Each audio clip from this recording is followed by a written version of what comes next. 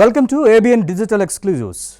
Virtual kidnap ప్రస్తుతం ప్రపంచ దేశాన్ని వణికిస్తోంది. అమెరికా, రష్యా, చైనా, జపాన్ సహా పలు దేశాల్లో ఈ కేసులు క్రమక్రమంగా పెరుగుతున్నాయి.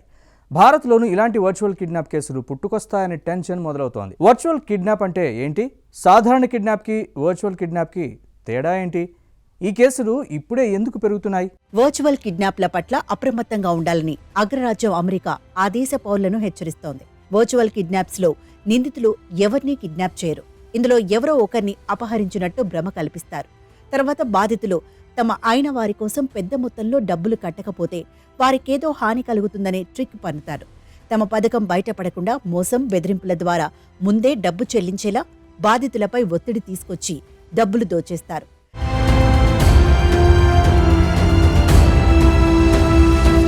సైబర్ మోసం, డిజిటల్ మోసాల్లానే ఈ వర్చువల్ కిడ్నాప్ కేసులు పెరుగుతున్నాయి.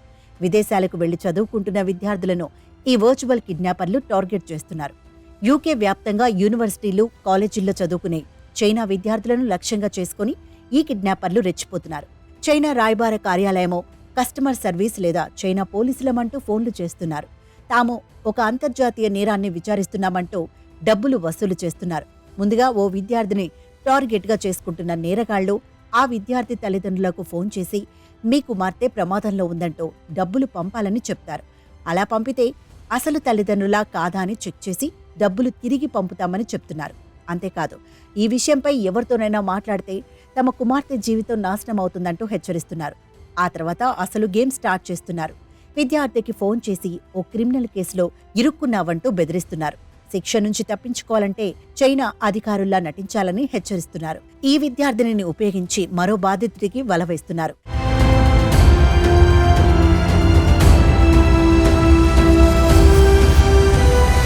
తాజాగా యూకేలో చదువుకుంటున్న ఓ చైనా విద్యార్థి తల్లిదండ్రులకు ఈ మోసగాళ్లు ఫోన్ చేశారు. మీ కుమార్తె కిడ్నాప్ అయిందంటూ ఓ ఫోటోను వాళ్లకు పంపారు.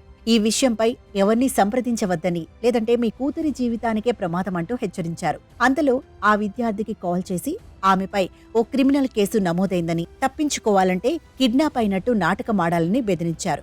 తాము చెప్పినట్టుగా చేస్తేనే జైలు శిక్ష నుంచి తప్పించుకోవచ్చని, లేదంటే విదేశాల్లోని జైల్లో ఉండాలని హెచ్చరించారు.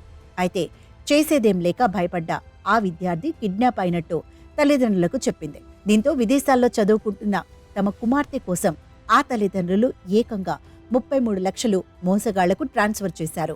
ప్రస్తుతం ఈ తరహా కేసులు పెరిగిపోతుండటంతో అమెరికా సహా పలు దేశాల్లోని రాయబార కార్యాలయాలు అప్రమత్తమయ్యాయి. ఇలాంటి ఫోన్ కాల్స్ వస్తే స్పందించవద్దని తమ దేశ విద్యార్థులకు చెబుతున్నారు. ఇలాంటి మోసాల పట్ల జాగ్రత్తగా ఉండాలని, అఫీషియల్ కాల్స్ పేరుతో వచ్చే వాటి గురించి స్థానిక అధికారుల వద్ద విచారించాలని అధికారులు తెలిపారు. అయితే దాదాపు 2 దశాబ్దాలుగా పోలీసులకు ఈ వర్చువల్ కిడ్నాపింగ్ గురించి అవగాహన ఉందని America federal bureau of investigation తెలిపింది. ఇది ఇవాల్టి ఏబిఎన్ డిజిటల్ ఎక్స్క్లూజివ్స్. అప్డేట్స్ కోసం చూస్తూనే ఉండండి ఏబిఎన్.